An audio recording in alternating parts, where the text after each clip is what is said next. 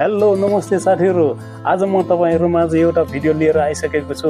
हामीले विभिन्न भिडियोहरु बनाएर युट्युबमा अपलोड गर्छौं, तर सही तरिकाले अपलोड गरेन भने हाम्रो भिडियोहरुमा भ्युज आउँदैन, भिडियो मोनेटाइजर हुँदैन र त्यही कारणले अब के तरिकाले कस्तो तरिकाले भिडियो अपलोड गर्नुपर्छ भन्ने सम्पूर्ण कुराहरु म तपाईहरुमाझ आज शेयर गर्न चाहन्छु। त्यसको लागि म मेरो मोबाइलको स्क्रिनतिर लान चाहन्छु।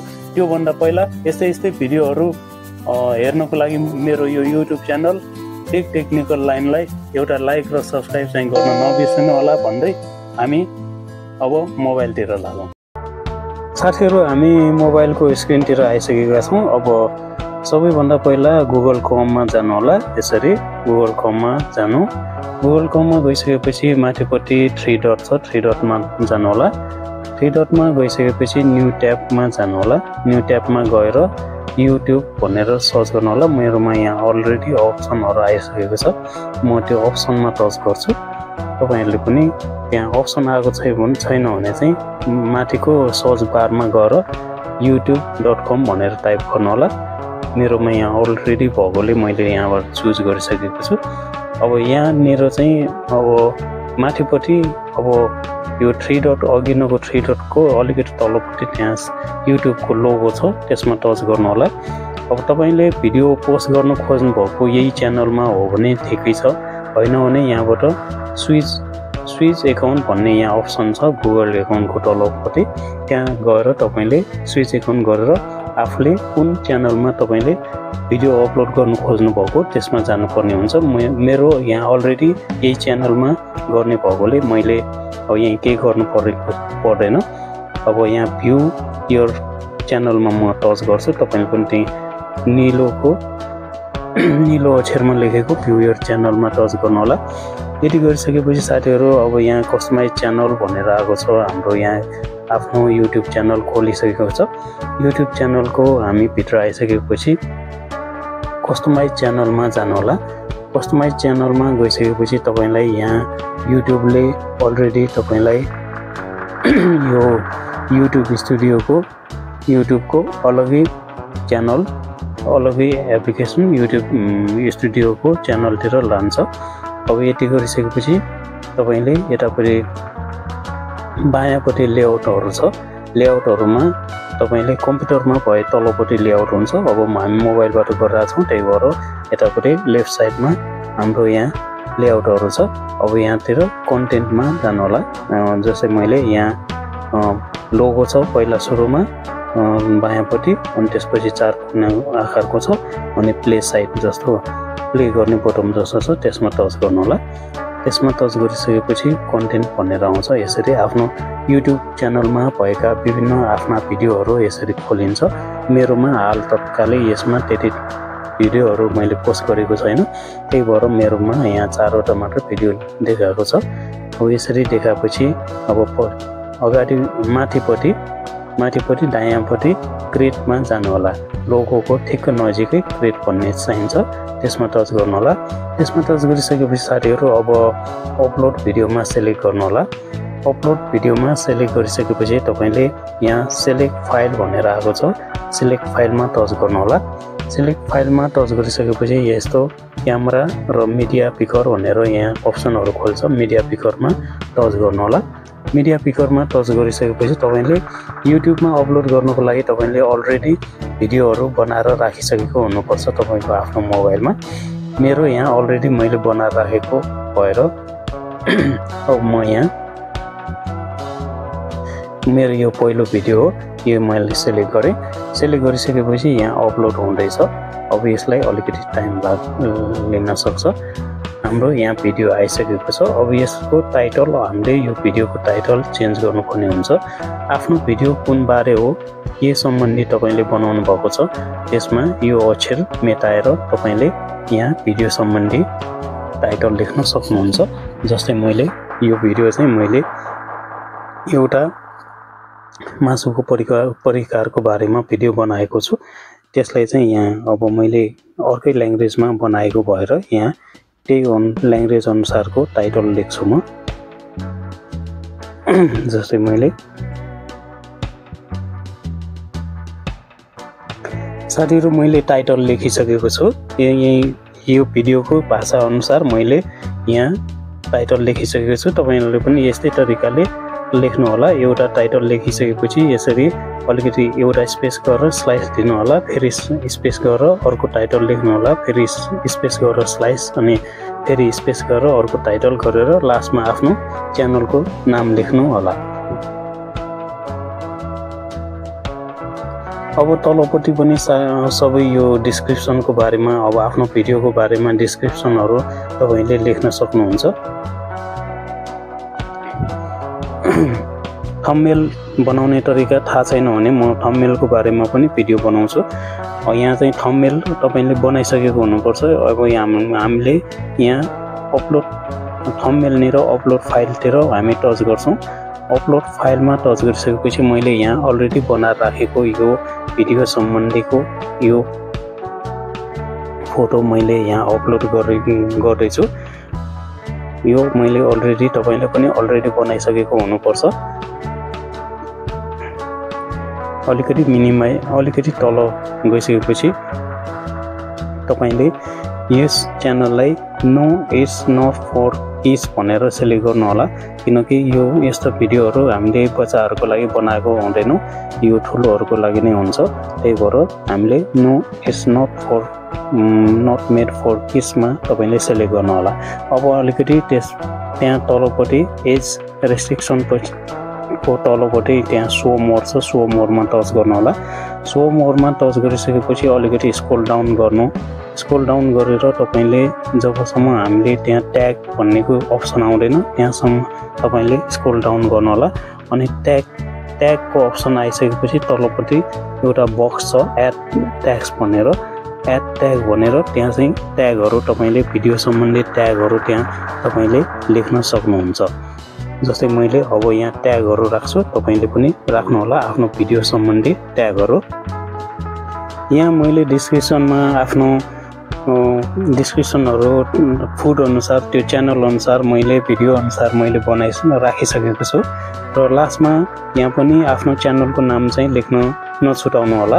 अब यसलाई म अलिकति मिनिमाइज गर्छु। तपाईले अब यो यसरी तपाईले पनि आफ्नो ट्याग बक्समा ट्यागहरु आफ्नो भिडियो सम्बन्धी रिलेटेड ट्यागहरु यसरी लेख्नु होला। यसरी लेखिसकेपछि साथीहरु तपाईले यहाँ तलपट्टि भिडियो ल्याङ्ग्वेज भनेर लेख्न सक्नुहुन्छ। त्यसमा तपाईले आफ्नो भिडियो नेपालीमा छ भने नेपाल भनेर सिलेक्ट गर्नु होला। अहिले मैले यहाँ मेरो भिडियो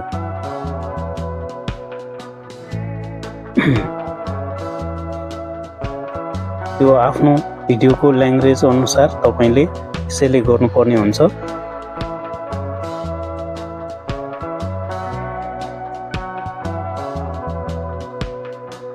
यो भिडियो मैले स्पेनिश भाषामा बनाएको भएकोले अहिले मैले यहाँ स्पेन भनेर सिलेक्ट गर्नुपर्ने हुन्छ।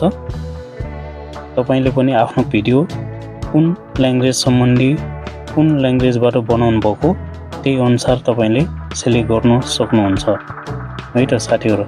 अब यहाँ मेरो स्पेन भनेर यहाँ स्पेनिश भनेर मैले सिलेक्ट गरे। तपाईले पनि आफ्नो भिडियो अनुसार तपाईले सिलेक्ट गर्नु होला। अब रेकर्डिङ डेट एन्ड लोकेसन भनेको छ तलपट्टि, तपाईले यहाँ डेट सेट गर्न सक्नुहुन्छ।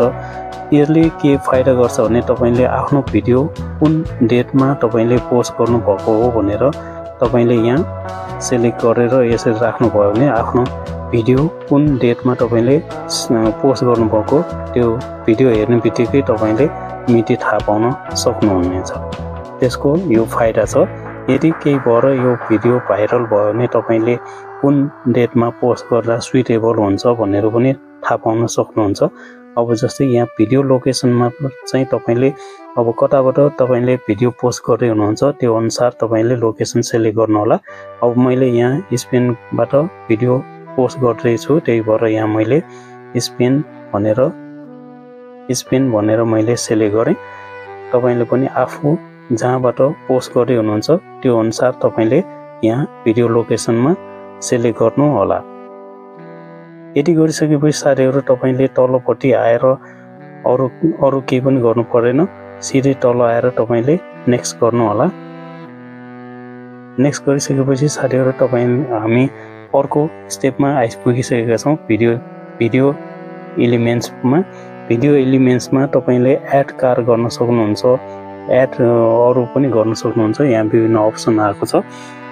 अब मैले यहाँ एड कार गर्यो भने चाहिँ हामीले पहिलाको च्यानलहरुलाई आफ्नो अहिले पोस्ट गर्न लागेको च्यानलमा हामीले देख्ने गरेर यहाँ हामीले राख्न सकिन्छ। जस्तै अब यो अलिकति नेट स्लो भएकोले यो घुमिरहेको छ।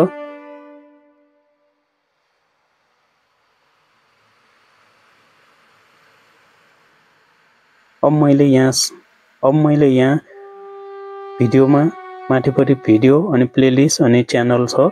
मैले यहाँ भिडियोमा प्लस आइकनमा मैले दबाएँ।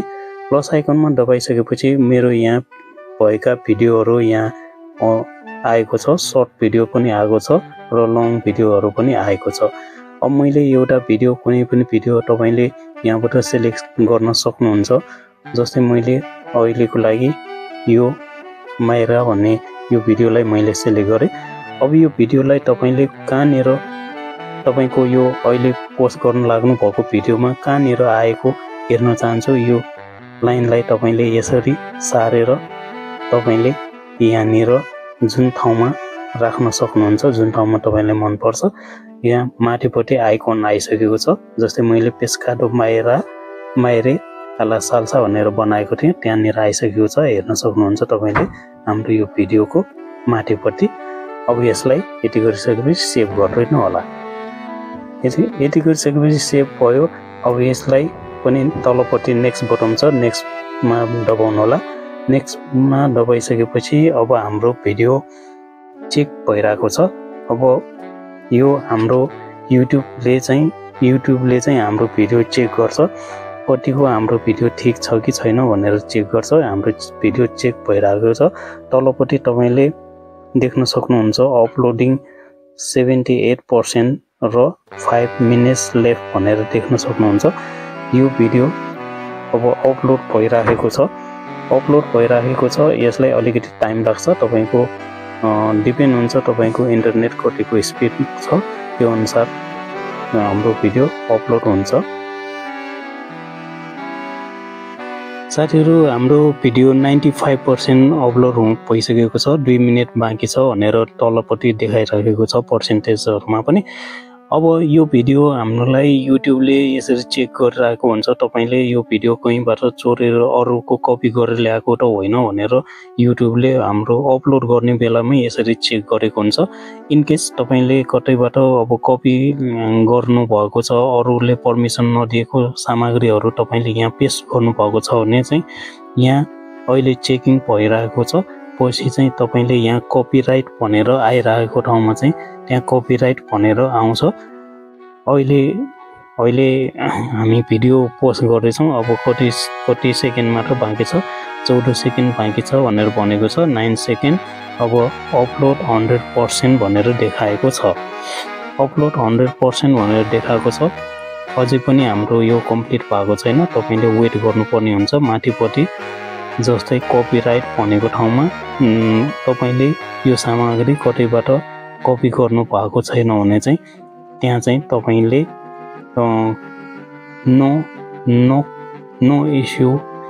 नो कपिराइट इस्यु फाउन्ड भनेर अप्सन दिएको हुन्छ। हाम्रो यहाँ प्रोसेसिङ नै छ अहिलेसम्म।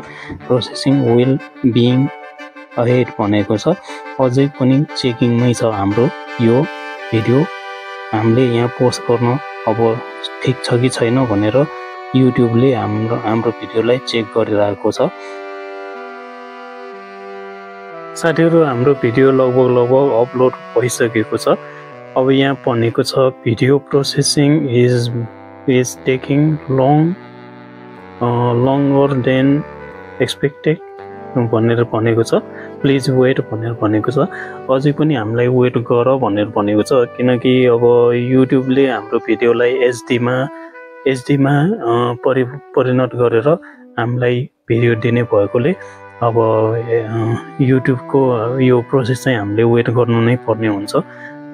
त्यही भएर अलिकति यसमा चाहिँ यो प्रोसेसमा चाहिँ अलिकति टाइम लाग्न सक्छ।